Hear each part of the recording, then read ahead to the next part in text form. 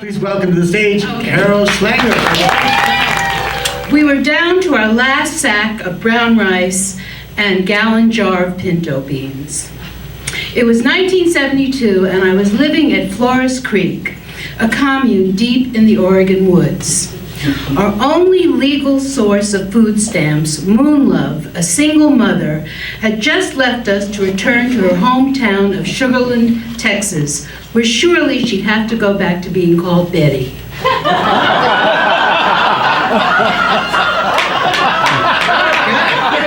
There's more to come. Somehow, someone had to get us more stamps, legally or not. All eyes were on me. No one could lie or steal like I could. I was a pro, an actress. Surely, I told myself, a good government that cared about the people should subsidize an experimental lifestyle that ensured a lighter footprint on planet Earth.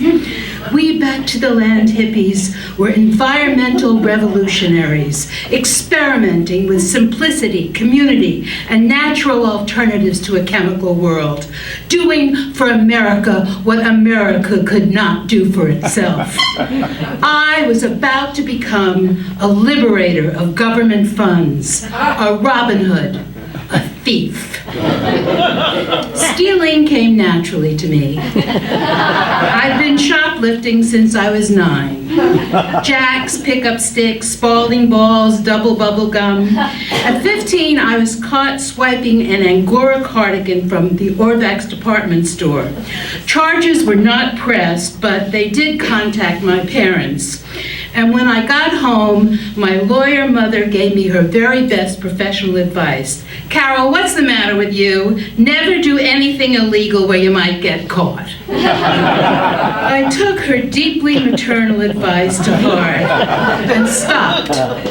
However, my propensities were reunited after reading only 3 pages of Abby Hoffman's Steal This Book. Ripping off corrupt institutions and big corporations was my patriotic duty.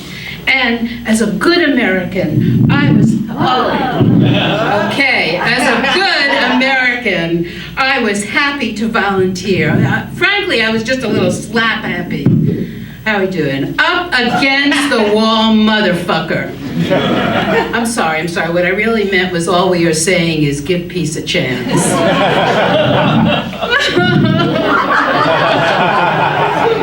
And here at last was a chance for me to act.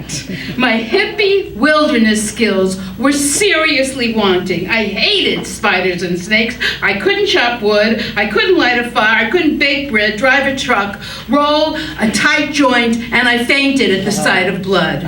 The only thing that I was really good at was talking and pretending to be someone else.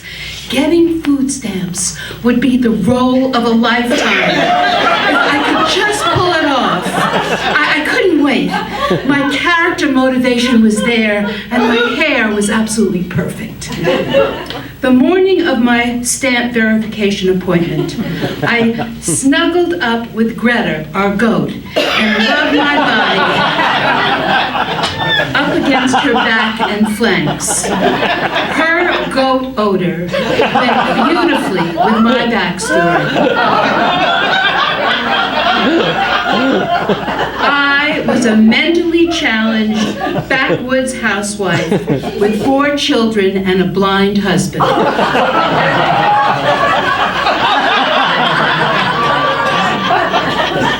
Inspired by Country Joe of Country Joe and the Fish, who had named his daughter 7, my make-believe kids were 1, 3, 5, and 8. And your children's names, please, the interviewer would ask. 1, 3, 5, and 8.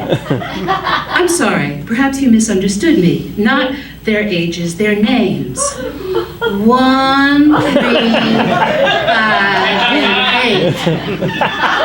I'd repeat, maybe even just tearing up at the thought of their sweet little faces. I was never asked this question, and it was so disappointing. For the required proof of residence, I carried no traceable ID, only a letter addressed to my alias of Laughing Heart Goldman at our group post office box.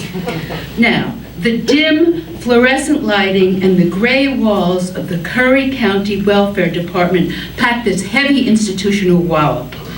As soon as I stepped inside, I had to fight off this wish to just get out of there, to flee. The wooden benches just seemed purposely uncomfortable to me. And next to me sat a woman who looked older than I was, but wasn't. Her cheek was dominated by a flowering black eye that extended to her ear and down to her nose.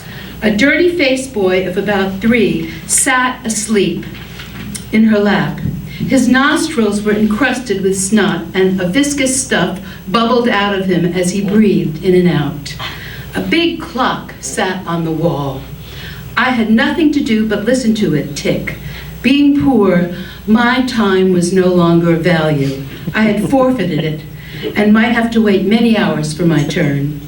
I pulled an ancient pack of chewing gum out of my jacket. It was still in the wrapper and stiff with age. The woman sharing the bench with me introduced herself as Brooklyn Mary and asked me for a piece. A voice within told me that Mary from Brooklyn would appreciate any kindness given to her. So I took a leap of faith and I gave her the whole pack. One after another, she unwrapped the pieces and stuffed them into her mouth, tossing their silver paper on the floor. Now that is when real inspiration hit. I offered her a pair of pink plastic imitation pearl earrings that I kept in my jeans pocket for special occasions. She could have them, I told her, if she let me carry in her toddler for my There were 2 certification counselors, each sitting in separate cubicles. Mary and I could share her little boy if we met at different times. And I was called into one cubicle and she the other. Sure, hon. No, that's the wrong accent, I'm sorry. Sure, hon, great idea, Mary said as she screwed on the earrings. They brought out the azure in her blue eyes, in her black eye. Number 43, Laughing Heart Goldman. I see you left your address blank, the welfare worker said as she pushed her chair against the back wall of her cubicle as far away from me as she possibly could. I let a little wad of spit form at the corner of my mouth and slowly glide down my chin. It was like a subtle drool with nothing over the top.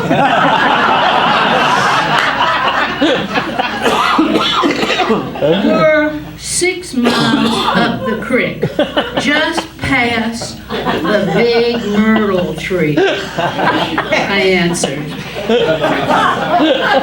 Boston Mary's little boy sat fast asleep in my lap, enveloped in a cloud of urine. My interviewer pretended that he wasn't there. What creek is that, please? She asked. I forget. Well, maybe you'll remember later. And your husband's occupation? He's a goat herd, a Nubian, but their teats went bad with the staph infect, and all that was good eating got it.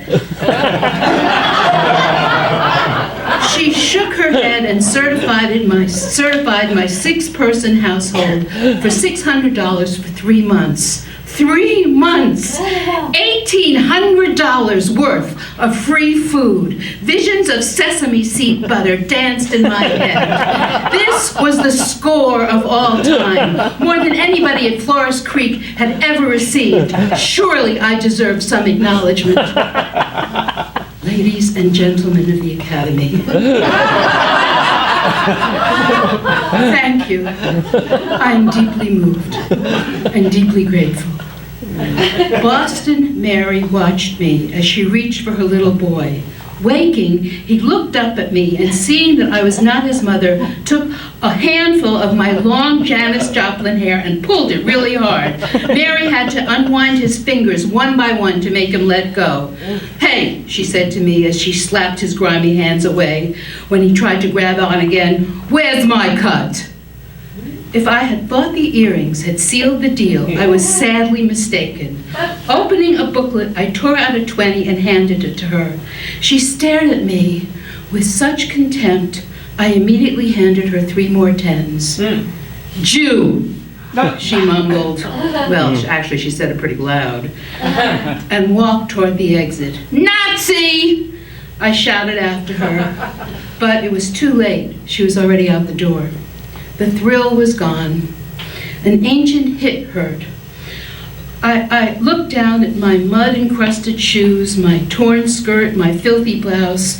If only, I thought, if only I'd never left Manhattan to live in a teepee. If only I'd stayed hairless instead of hairy, lived alone instead of communally, never smoked weed instead of tobacco, never given the military-industrial complex the finger. I could have been a star, an A-lister, instead of a larcenous hippie who smelled like a goat. I could have had a top-tier agent, a lawyer husband, an apartment on Riverside Drive, shopped at Bloomingdale's instead of Goodwill.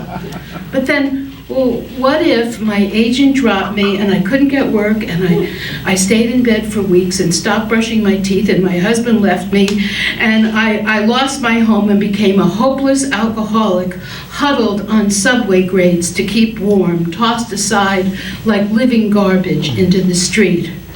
Then, well, I never would have gone back to the land to live in nature on spaceship Earth, to eat tomatoes fresh off the vine, to swim naked under waterfalls, to wake every morning in gentle beauty, so young, so alive, so free. If only I had done that and said, wait a minute. I did.